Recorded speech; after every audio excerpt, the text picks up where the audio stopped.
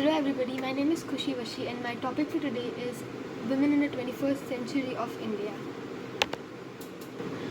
Women empowerment is a new phrase in the dictionary and the vocabulary of gender literature.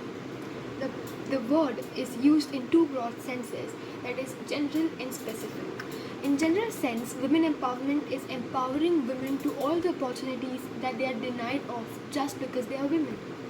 And in specific sense, women empowerment refers to enhancing women as the power structure of the society.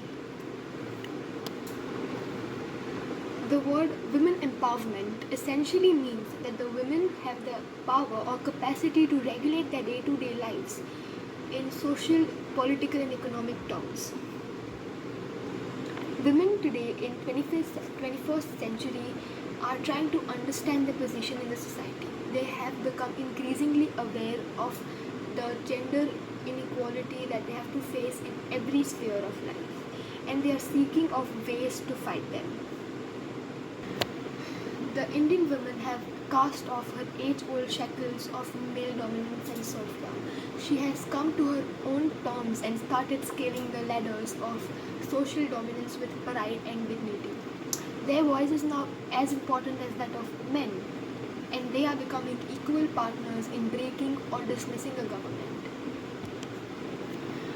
Notwithstanding the remarkable change of the position of women in free India, there is still a huge divergence between the constitutional position and the stark reality of deprivation.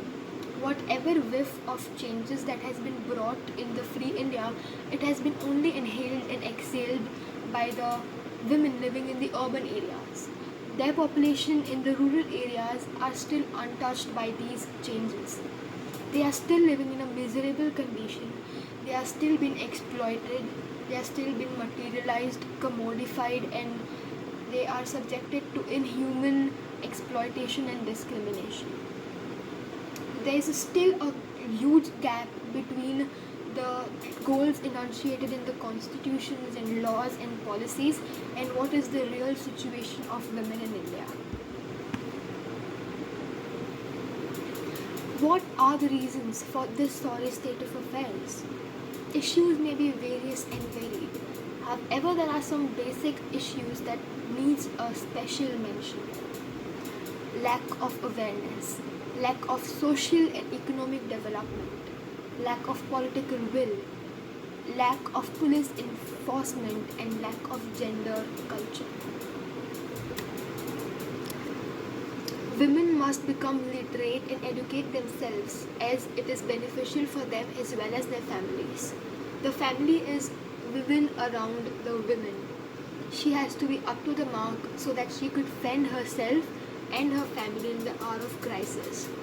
The status of women would improve only if they educate themselves and grab every opportunity that comes their way and become more powerful and stronger than before. Women now have a franchise. They are free to join any profession or any passion. They are free to follow their dreams. Free India has had women prime minister, women governor, women ambassadors, women legislators, women scientists, women engineers, women doctors, space researchers, IT specialists, and they have been in many more responsible positions. No distinctions is now made in terms of education of boys and girls. Women will have to empower themselves from below in order to compel the government to empower them from above. It may be concluded that women have shifted traditional assumptions about their roles and capabilities. There has been a marked change, and I am sure it has been for the better. The discussion brings a major conclusion to light. The status of women could be improved by women themselves and nobody else. It is the era of satellites, gadgets, technology-based gadgets, achievements. Why should women be left behind? The popular UNESCO slogan should come in handy. Educate a man and you educate an individual. Educate a woman and you educate a family. Thank you. I hope you liked the speech.